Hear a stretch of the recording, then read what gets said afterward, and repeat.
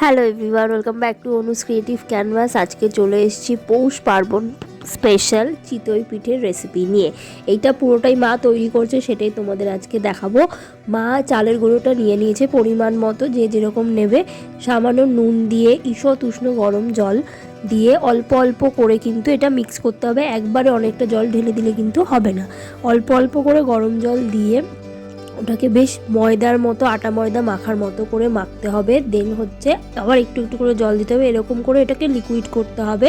Liquid করতে করতে জিনিসটা কিন্তু পুরোপুরি একটা কনসিস্টেন্সি এসে যাবে, যে এরকম ধরনের ব্যাপারটা দাঁড়াবে। তারপরে আমরা হচ্ছে গ্যাসের মধ্যে আমাদের খোলাটা বসাবো। খোলাটার মধ্যে অল্প একটু নুন দেব। নুনটাকে একটু গরম করে ফেলে দিয়ে তারপরে একটু তেল ব্রাশ করে নেবো। তেল ব্রাশ করে তারপর যে আমরা মিক্সচারটা করেছিলাম ওটাকে একটু ভালো করে হাতা দিয়ে গুলে ওটা ভেজানো ছিল 4 থেকে 5 ঘন্টা, কিন্তু এটাকে ভিজিয়ে রাখতে হবে। 4 থেকে 5 ঘন্টা ভিজানোর পরে কিন্তু আমরা এই চিতই পিঠেটাকে বানাবো।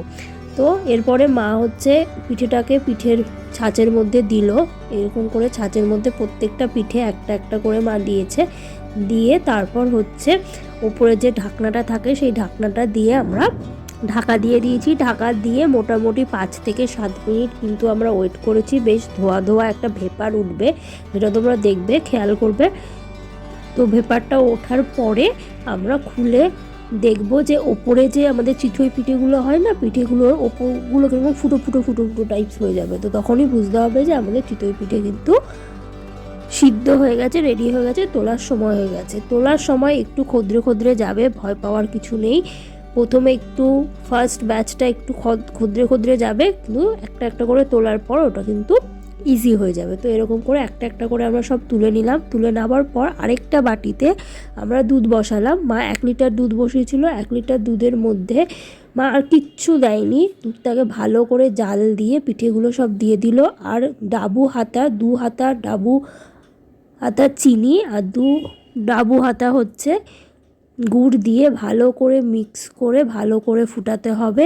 দেন ঠান্ডা করতে হবে। ঠান্ডা করলে গরম গরম খেতেও ভীষণ ভালো লাগে, ঠান্ডা হলে বাসি হলে তো আরও দুর্দান্ত লাগে। সো চিতই পিঠে কিন্তু আমাদের রেডি হয়ে গেছে। এই ভাজা চিতই পিঠে হচ্ছে আমরা তিল আর গুড় দিয়ে খাই।